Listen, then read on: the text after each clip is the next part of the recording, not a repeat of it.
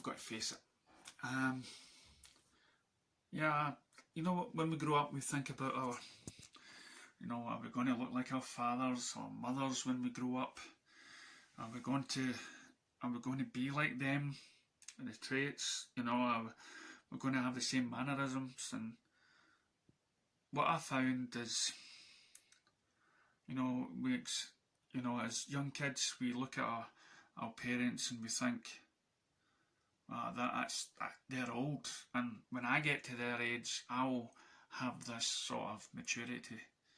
I'll become that way. And to be honest, as I said maybe in one of my other videos, we don't grow up.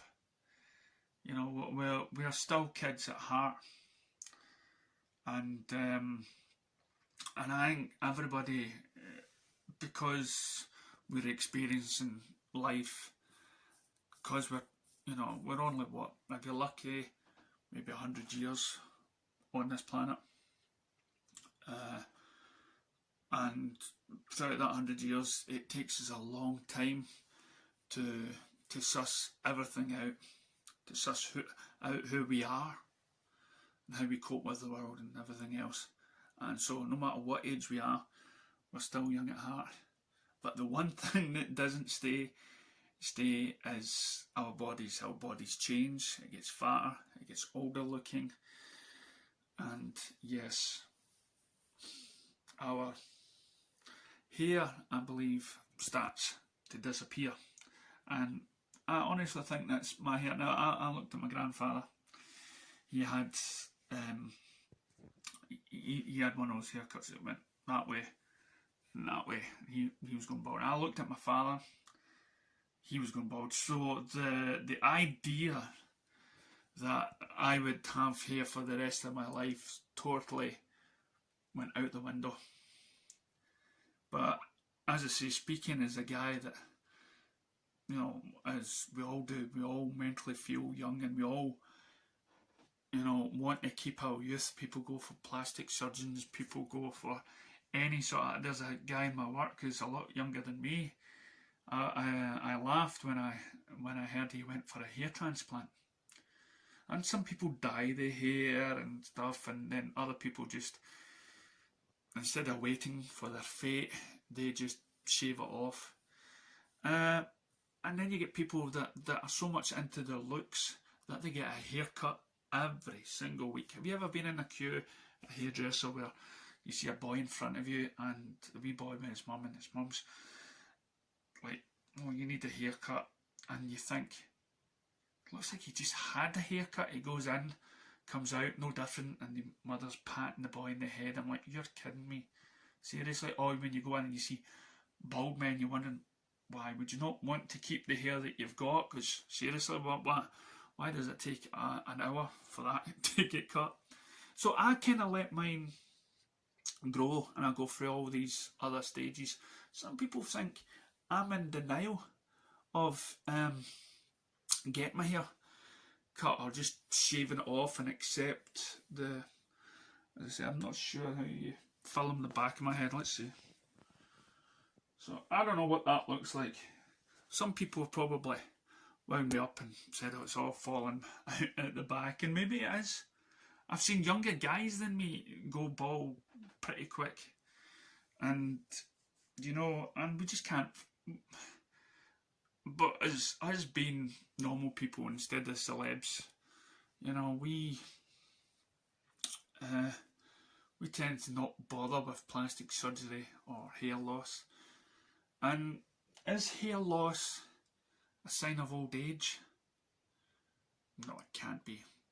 Having grey hair, is that a sign of it? No, I've seen young guys at, you know, at 15 with like grey hair all over. There is something sad about the loss of hair, though.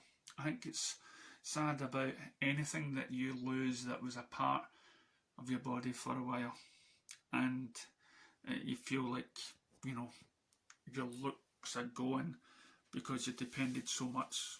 And you think of the cancer patients that lose their hair, or women that have that sort of thing where they do lose all the hair through illnesses and stuff like that. So I don't know. Some people get the haircut so short that they look quite violent and quite tough. I can't see that happening to me. I would, you know, and I can't see myself being something as sexy as Sinead O'Connor or, you know, or Yul Brynner or anything like that. I'll just, I don't know, like an egghead or something. But I don't know. So will I cope with losing the hair? Am I in denial? I have a huge forehead. I do. And I see it every time I make these videos.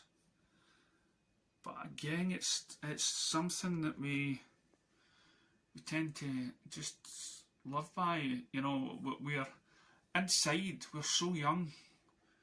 But looking at our bodies, we see it just going the way that we're not happy with. So how do we get by that?